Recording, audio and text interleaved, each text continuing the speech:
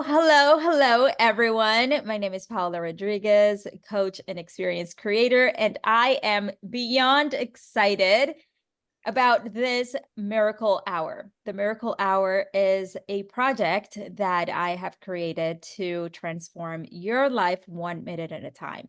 And so I came up with the idea because I have realized how just one conversation, one book, one podcast, one quote, just that one thing that can take a minute for you to listen to or read, and that can totally change your life. That can totally make you think in a different way. And so I thought, why not bring experts in different areas to give us their knowledge, their wisdom, and everything that we need to transform our lives. So today, I have a woman that has been working with people around the world in making them free. She is setting them free. She is the clutter expert. She is a best-selling author, and she is the one that I was thinking this morning, she's the one that makes us free, because when we have so much clutter and so much stuff going on in our lives, we are like wearing it like handcuffs. We Yes. are tied up. And I can say it because I have gone through the experience myself. I was just sharing with her before we started recording the interview that I have gone through these moments of decluttering, and I'm like, yes, a victory. And then all of a sudden, there's more boxes to go. So, welcome, Mel. I am beyond excited to have you here. Welcome to the Miracle Hour. Let's dig in. This is something that I believe 100% every single person should go through, the whole decluttering of everything. And it's not just the physical, the boxes and the things in storage, but it's from within. And you have a very interesting story because you used to live around clutter and many things that were not that pretty. And now you are helping others to get out of that prison. So welcome. Oh, thank you so much for having me. I love that. I set people free. Yes, free from the chains, the bonds, the bondage of clutter. I love that. I mean, clutter itself is really a dream killer. One of the biggest things I realize, like working with clients, is, they're so wrapped up in the fact that they have all of this clutter and that's all that they can think about, that they don't even see a life possible after clutter. And that's heartbreaking to me, that people can't see past the clutter. And it was like mind blowing. Like, what do you want? I'll ask my clients, and they're like, oh, for everything to have a place and everything to be in its place. But I'm like, but what about after the clutter? Like, what about when the clutter is not what's driving you anymore? What's next? And like they go blank. And I'm like, wow. So not only does clutter, really bind you, but it's like a dream killer. It like keeps you from being able to live the life that you were meant to live. So many people want to go do X, Y, and Z, whether it's take a trip or start a project, a crafting project, or study a new language, or whatever it is they want to learn or do. But then there's all this guilt and this pressure because the clutter is not taking care of it. I can't possibly go do that because then there's all this guilt. It's so heartbreaking. So I'm so glad we're talking about this topic. It's my favorite topic. Yes, and it has actually become one of my favorite topics because like you were saying, like our vision when we sat down with my husband and we said, okay, what's our vision? What is it that we want to do? Or when they ask you the question of if you could do anything, that money is not a thing, that time is not a thing, what would you do? We were always saying the same thing. Oh, I would travel the world. We would be digital nomads. We would be jumping from one country to the other. And then we would look at our house and we had so much stuff. And you become attached to the clothes and to the little thing that we bought out of nowhere. And this was my grandma gave it to me, and the book and this. And so if we wanted to really just take a plane and leave, it was not possible because we had so many things like Yep. way down. And so we put ourselves in a stretch and we said, let's get rid of everything and Yes. let's make it happen. Well, it sounds easy. I No. went through this whole emotional thing of I don't want to get rid of this thing. And what if this, and my clothes and my everything.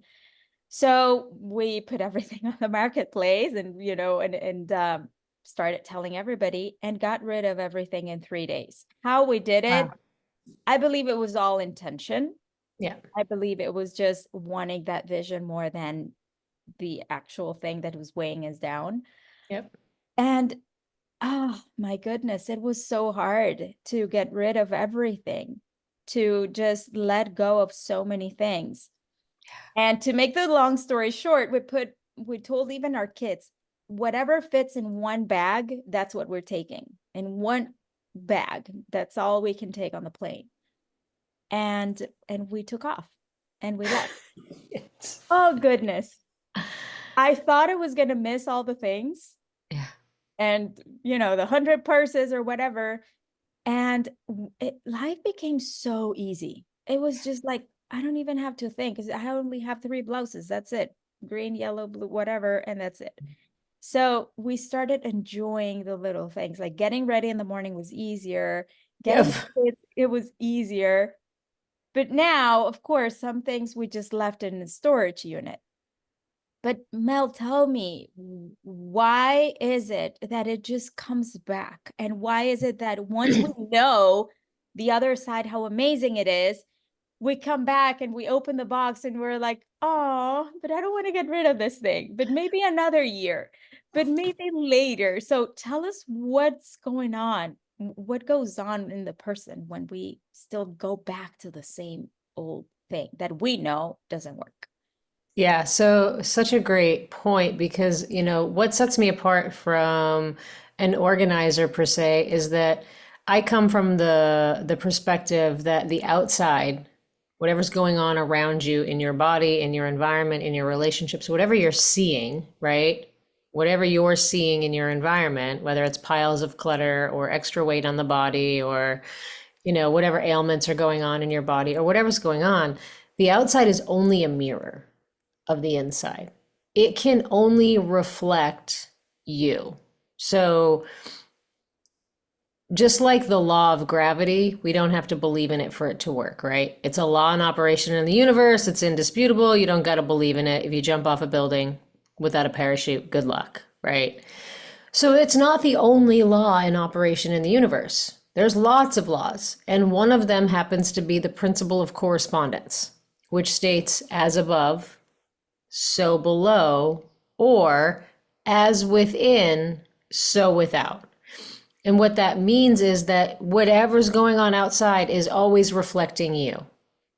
The Mhm. outside will always mirror you. And so when you are addressing the clutter, the piles, the closet, all of the things, what you're doing is you're only addressing the symptom.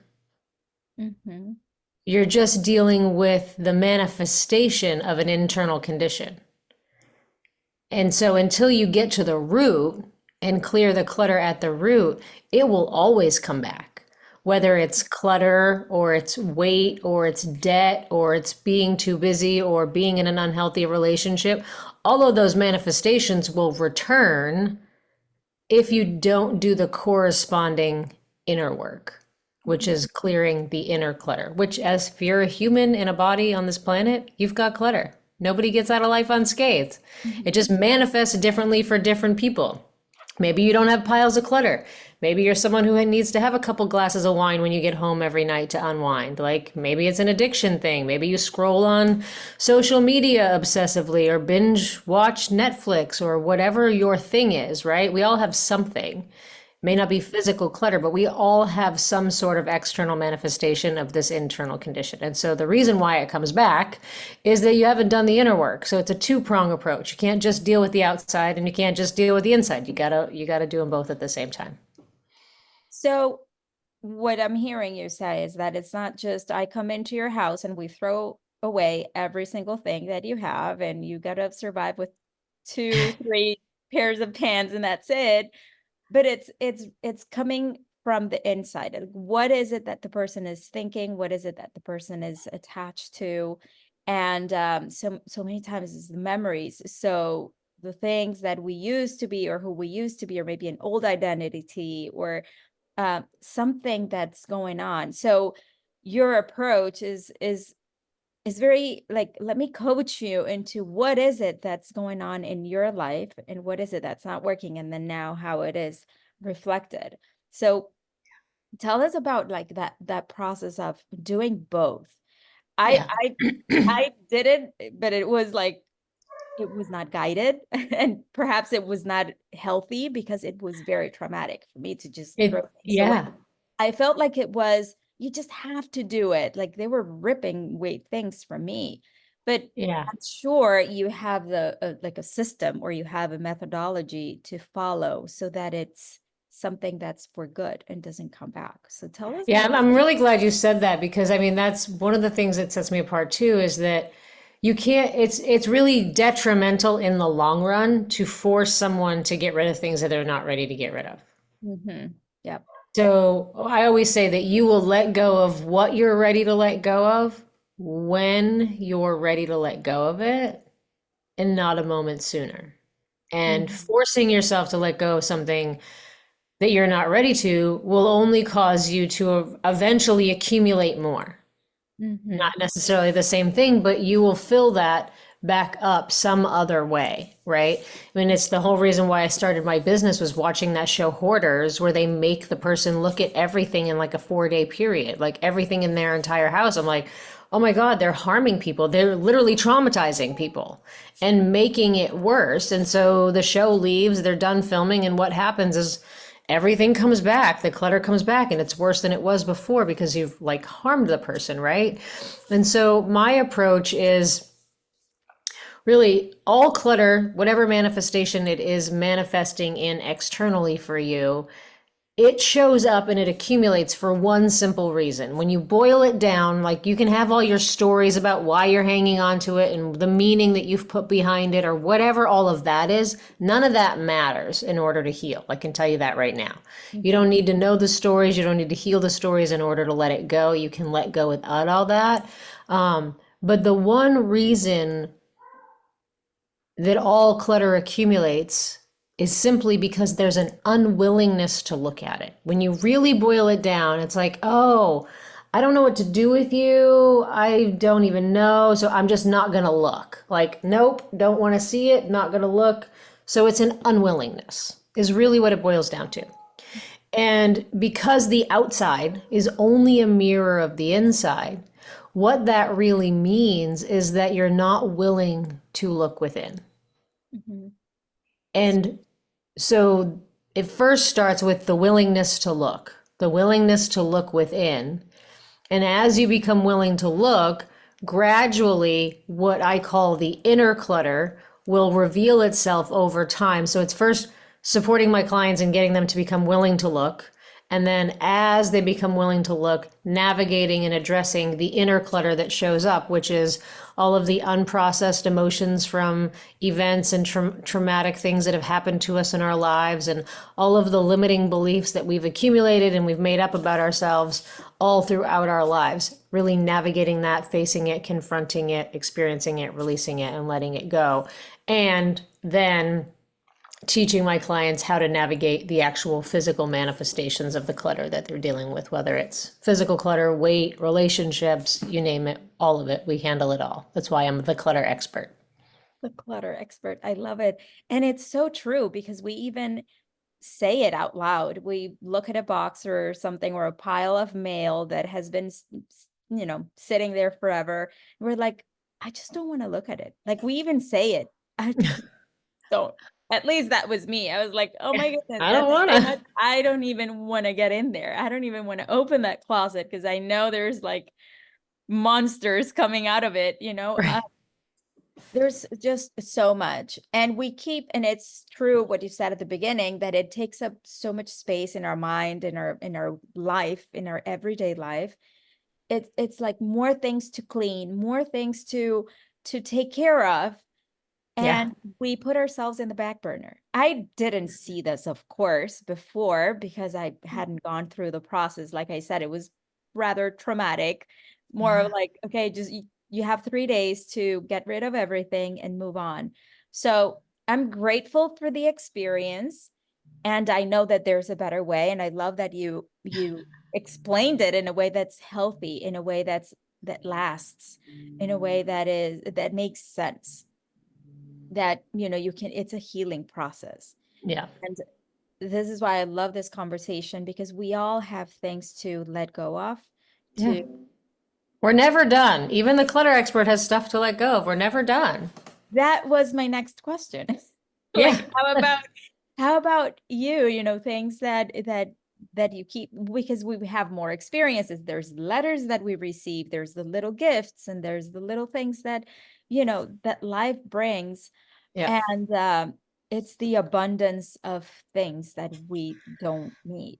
So how can you keep up with the decluttering, with the letting go of things, of the limiting beliefs? Because we talk about that too, the limiting beliefs, the things that are extra in our mind and our heart. So what would you say is a good thing for us to apply so that we can keep up with decluttering, and it doesn't have to be that one lifetime event that takes a Yeah, I mean, I teach my clients to make it become a lifestyle because number one, like the only constant in life is change. So we are always accumulating. There is always stuff coming in, whether it's mail, it's email, if you have kids, all the stuff that comes home with them every day from school and their projects and work. And if you have projects or whatever, like things are always coming in. Going to the grocery store, you got to purge the pantry and you got to purge the fridge like every time you go to the grocery store, right? You don't have to every time, but like it's like there's this constant accumulation. So one of my mottos is I call it ABP, always be purging. Mhm. Like it just becomes a habit, it becomes a lifestyle. So I always have a bag in my closet to collect items for donate. As every time I do laundry and I put clothes away, it's like, oh, I'm not wearing that, I can donate that. It gets to a point when you do what I teach my clients, it just becomes this natural part of your life where you're always letting stuff go and new habits get into place. I don't receive my mail at my house. I have a mail service that I go get my mail from.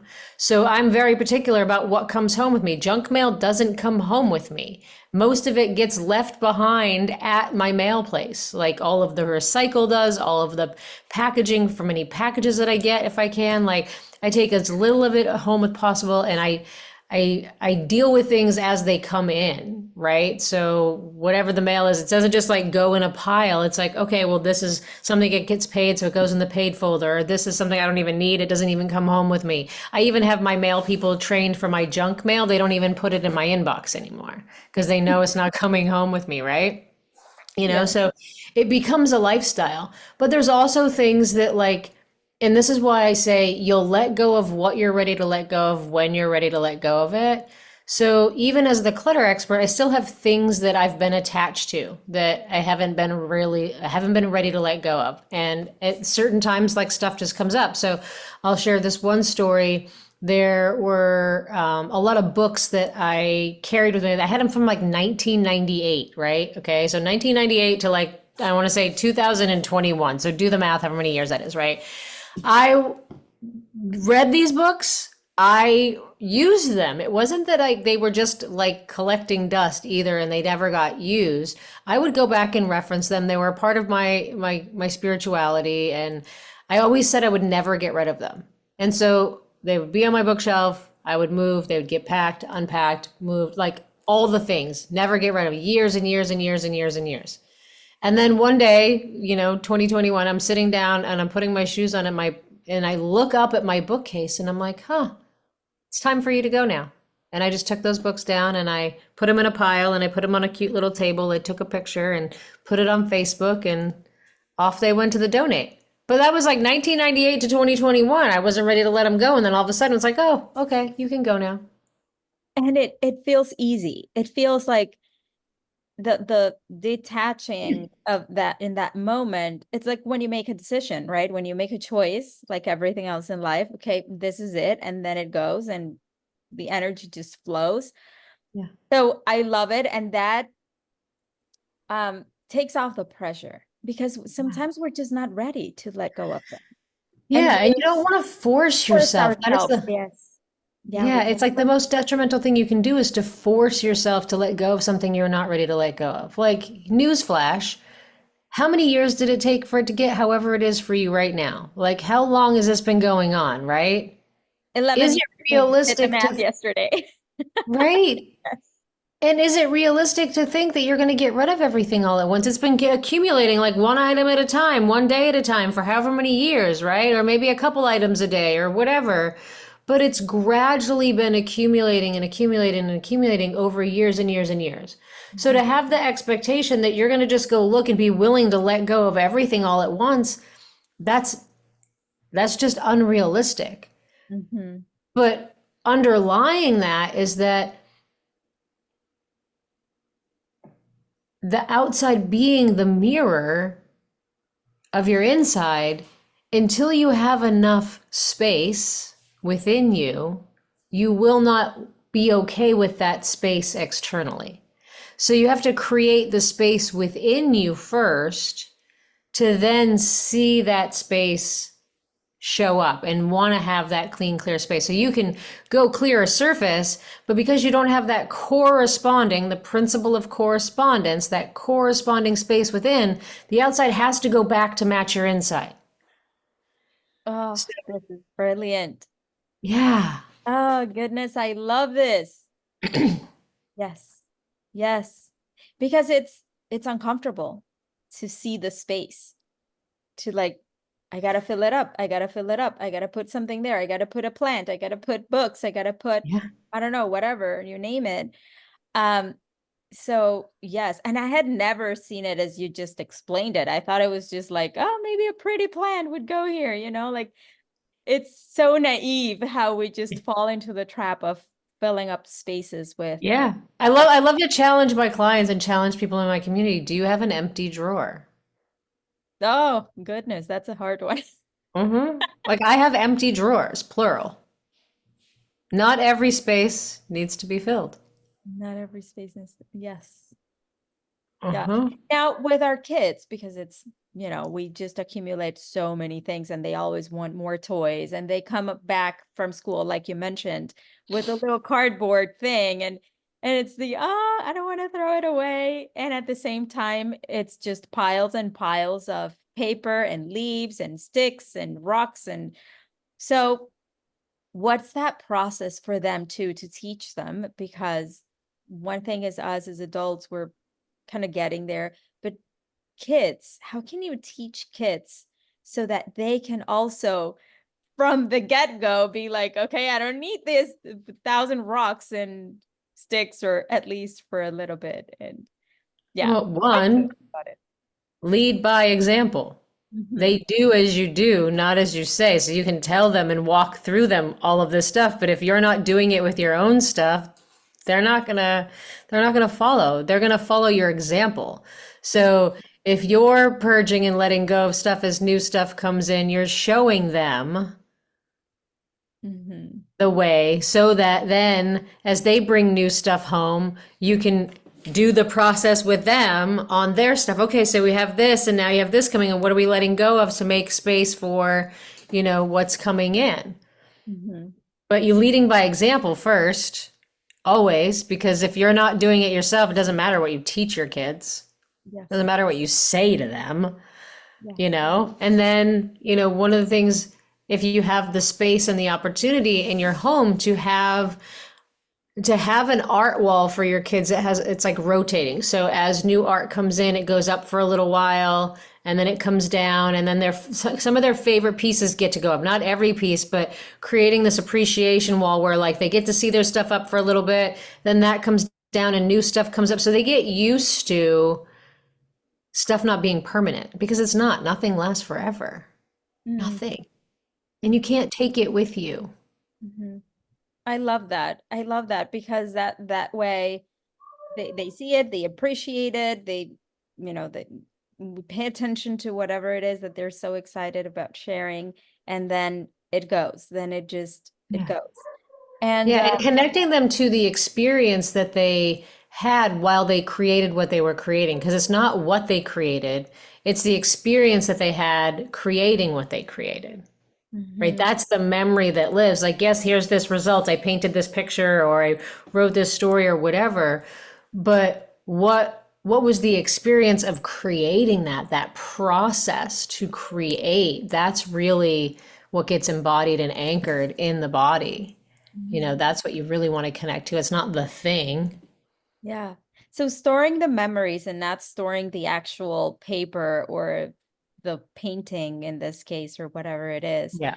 So and I believe that we are always in this process of looking at things. And when you explain that, okay, look at it, maybe I look at it today and I'm not ready. Maybe I look at it next month and something happened in my life that I'm like, I don't need this anymore. I can let Yep. go of it. Yep. Now, when there's this attachment of like, yeah, but this, I can sell it. And I'm not actually posting it to sell it. Or I'll just keep it here in this box so that then I can do, I don't know, garage sale or whatever. Or Yes. so how can we approach that? How can we take action right there and make a decision and be like, okay, it hasn't happened in a year. How is this going to happen next in the Yeah, I box? mean, a couple things I want to say to that. One is that, we have this, oh, I invested so much money in this thing, I need to get this money back from this thing. Like it Yeah. has to come from this thing, right? Whereas what I teach my clients is your only job is to let go. When you let go, you create space for abundance to flow in. So if you're hanging on to something because you might sell it or you might whatever, look at my hand. It's Yeah. closed, right?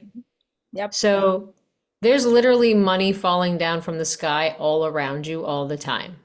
The universe is abundant. The universe wants you to be abundant. But if your hands are closed, it's like, oh, I don't need you. I don't need any. I'm full. I'm good. I'm good. So how can you receive any more money if you're hanging on? But if you let go and don't worry about what you invested into it, trust that it will come back another way. Like money just shows up in weird places. Like when I started, when I started doing what I teach my clients again after a really long hiatus, like 6 months of doing what I teach my clients, what I call allowing the now, I manifested a $50,000 check in the mail, like showed up in my mailbox, which then allowed me to take 6 months off. And during that 6 months is where I got the idea to even launch my business 10 years ago. That's amazing. And it So we get stuck on like, what we've invested in something, but it's just let go, create the space for the abundance to come in whatever way it's meant to, Mhm. right? Mhm. And if your hands are closed, you just can't possibly receive. You're Yeah. literally like, oh, I got enough. I'm good, universe. Pass me by. Thanks. And that's exactly what we don't want.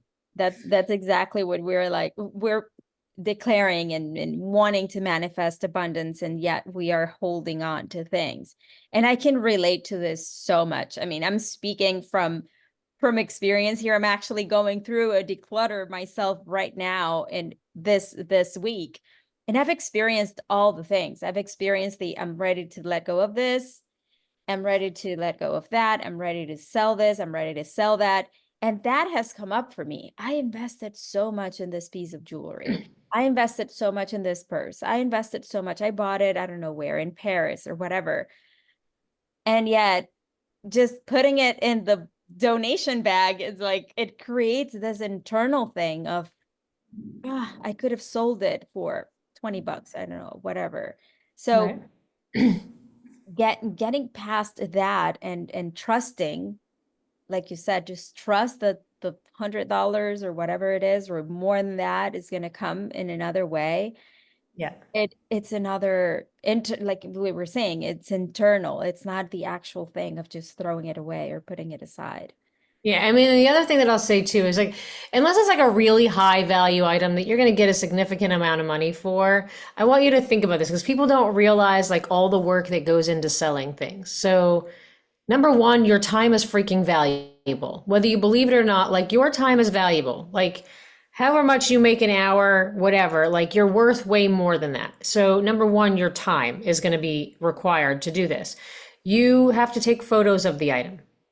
You Mhm. have to write the descriptions. You have to upload it on all the platforms. You have to field the phone calls and the emails. You have to deal with people that are saying they're going to show up that don't actually show up. Do you want people to come to your house and look at this? Or are you going to haul it out somewhere for someone to meet you? Like, are you going to ship this? Like, all of these things that are involved in selling a $20, $30 something item, like, really, like, is it really worth it for you to go through all of that work to get pennies on the dollar when you could just let it go and trust that the universe is abundant and it will come back to you another way?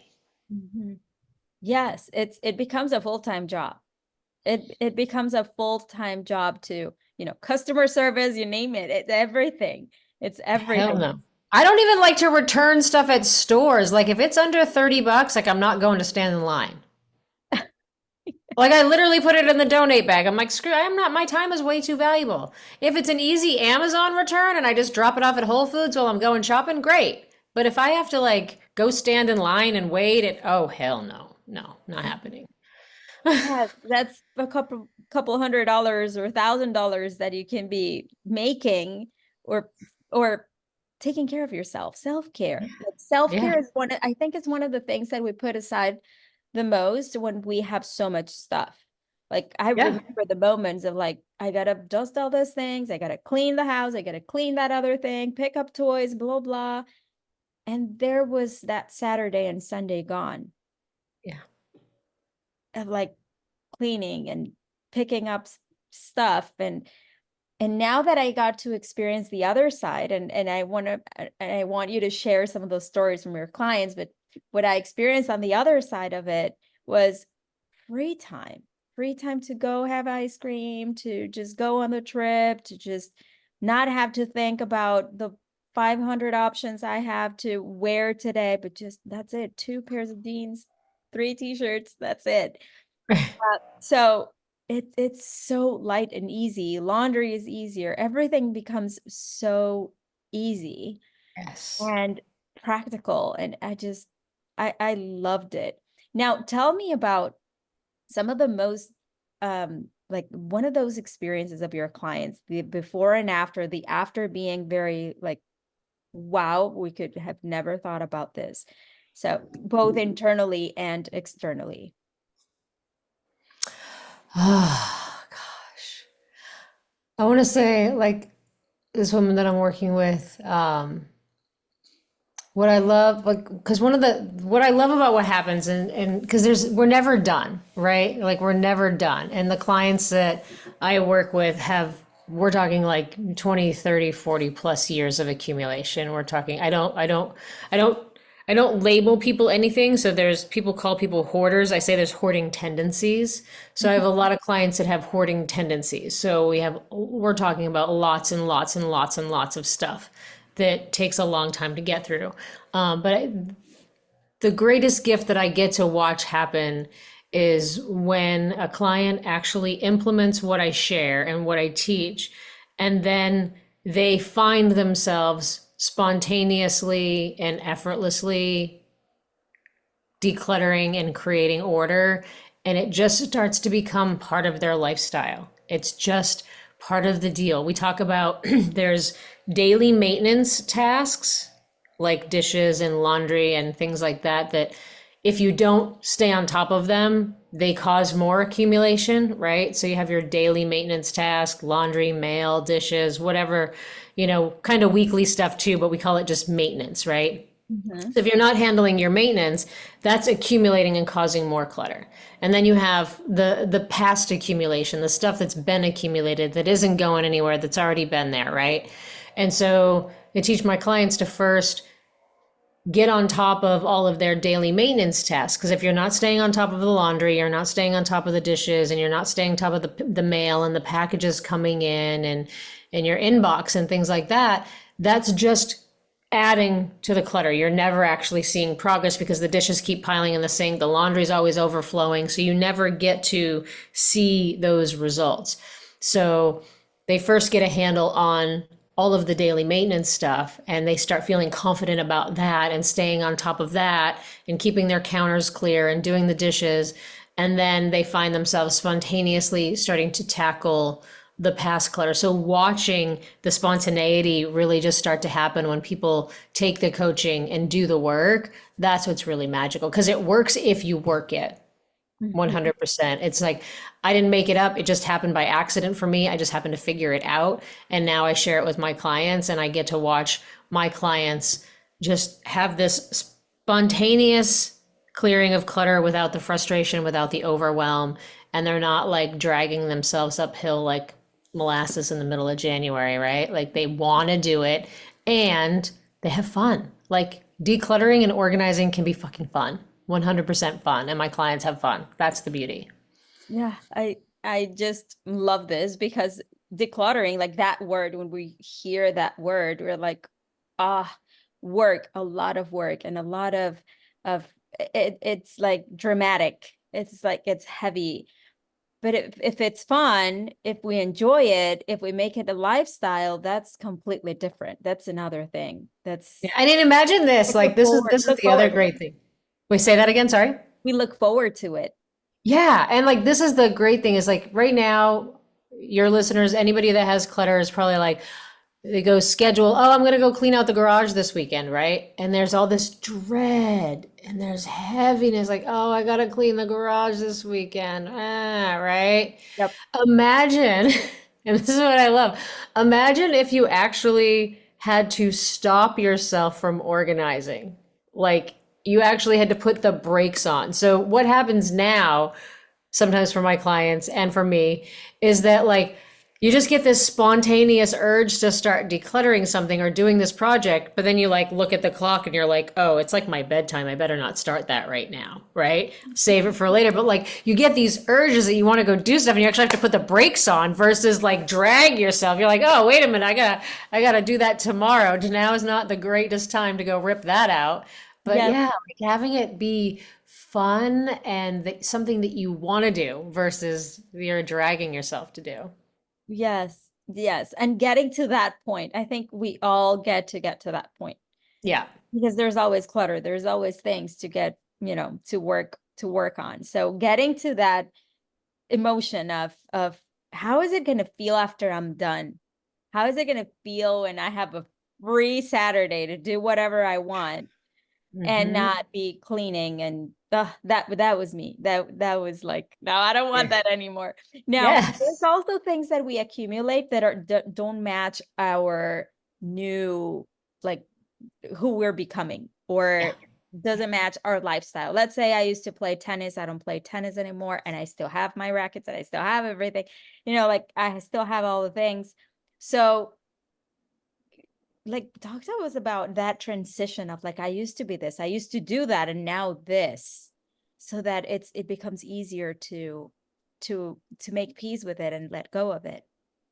Yeah, I mean, I think ultimately when you just get into this place of because it all comes down from the willingness to look. And so as you become willing to look, it's not like a one and done, like, oh, I've just looked and I'm done, right? It's this willingness to look within on a daily basis. And Mhm. so the more you become willing to look within, the more in tune and connected to who you are authentically. And as you anchor into who you are and you're creating that space and operating from your authentic self, it just becomes natural to let go of the things that aren't you. It's like, oh, that's not me anymore. So there's no attachment to it. The attachment disappears. It lessens. It's like, oh, okay, well, I'm not that anymore. So I can let that go.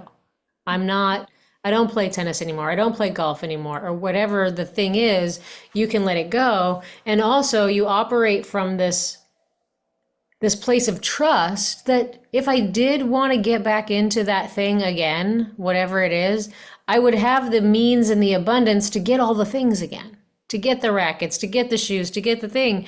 But by the time I'm ready to do it again, all that stuff that I have right now is going to be obsolete. Yes. Yes. So somebody else could be using it. Because here's the other thing that I want to land is that everything that is created, a tennis racket, a book, clothes, paper, whatever, was created with a purpose. Mm-hmm. And so if you are hanging on to stuff that you're not using and nobody else can use, you are energetically stifling its purpose. Oh, wow. And when you do that, you block the flow of abundance from coming into your life because you're like hanging on to all of this stuff, stifling its purpose when somebody else could be using it. And what comes up for me right there is responsibility. Like we get to be responsible and we get to, we are responsible for allowing things to flow and to, Yeah. not like hold on and trying to control it. It doesn't belong to us. That's what popped in my head. Like it doesn't even belong to you and you're holding on to it when it can serve somebody else, or it can be repurposed or whatever. So yes. Oh, I love, love, love, love that. Thank you. So as we wrap it up, this has been amazing. And I think we could keep talking about clutter all day long. And there's always Absolutely. more coming up, like in terms of mindset, in terms of the transformation.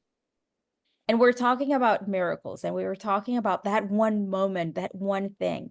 What would you say was it for you? Because you have this very, very interesting story around, living in clutter, and not only clutter, outside clutter, but everything that was going on inside of you. And what was that one moment or that like click that caused your miracle to start transforming your life? Wow. Well, there hasn't been just one. I mean, there's been so many. I mean, the first one, um, was really when I lost my brother to suicide. My brother committed suicide when I was 15, and I went to live in a residential treatment center for adolescents where I was introduced to yoga and mindfulness. And that's where I learned how to become willing to look at my own inner clutter from all the traumatic events that I had experienced in my life. Um, and in learning that, I went from this cluttered mess to from someone who wasn't like trying to get organized. I didn't care about getting organized. I wanted to die. I didn't even want to be here. So I wasn't like, oh, I should really clean my room. Like, I don't care. I don't want to be here. Right. So I went from someone like that to, as a result of becoming willing to look, to someone who just spontaneously and effortlessly created order. And I went from someone who you couldn't even walk in my room to someone who had to have a place for everything and everything in its place, and became uber organized in a really short amount of time. Now, I stopped practicing what I learned really early on after that. And I had all the other manifestations of clutter. Like I've had the addiction, I've had the weight, I've had the unhealthy relationships, I've had the debt, I've had all the manifestations.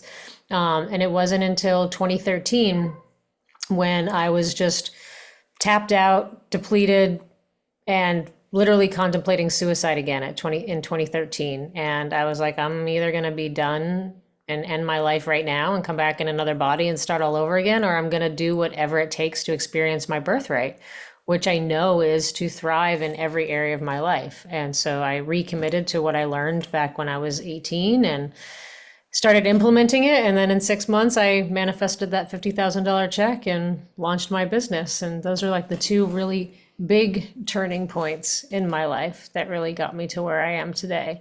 But the other thing that I want to say too is that, clutter isn't just about the stuff. Like you were born to live an extraordinary life. You were born to thrive, achieve extraordinary results, operate from peak performance. And if you're not thriving in every area of your life, if you don't have a 10 out of 10 in every area of your life, you've got clutter. Mm-hmm. So it's not necessarily the physical stuff accumulating, but if you're not hitting the results that you want in your life, if you're not creating the life that you want, if you're not living a life that's worth living, like if you just wake up every day like, oh, here we go, another day, right? If you're not bouncing out of bed with a spring in your step, excited to take the day on, looking forward to what you get to create because your best day in your life hasn't fucking happened yet, and you've got some clutter. Let's talk. Yeah. Yes. Limiting beliefs, all the stuff. Ah, this has been amazing. Thank you so much for sharing so openly and vulnerably, because this is what wakes people up. Yeah. Last week somebody asked me, "What do you do?" I'm like, "I wake people up. That's Yes. I wake them up, I shake them love up, it. just as somebody did with me." And so thank you very much for what you do, in the world, what you're creating in the world, whatever it is that you have gotten to break through and cry and whatever it is. Thank you.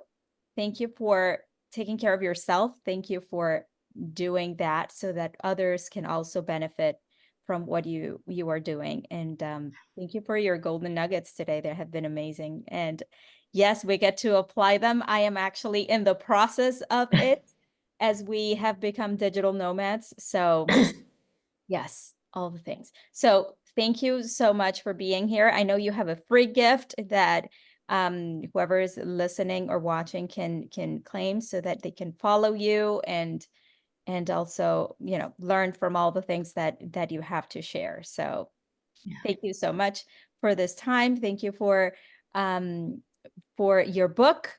And I'm sure that more than one person will be benefiting from it. So sending you so much love and until next time. Thanks so much for having me. I appreciate you. Yeah, the best way to reach me is info@decluttering spaces.com is my email. You can find me on Facebook and Instagram, Decluttering Spaces. But my gift for you today is I wrote a book, Freedom from Clutter, the guaranteed foolproof step-by-step process to remove the stuff that's weighing you down. It's definitely not about the stuff, and I don't want you to go buy it on Amazon because it'll just become clutter on your shelf. So I'm going to give you the whole thing for free. It's not a little PDF, it's the full-length book. So you can just go to freegiftfrommel.com and download the whole book for free. Thank you so much. So I will see you next time. Awesome. Thanks so much, Paula. Great to see you.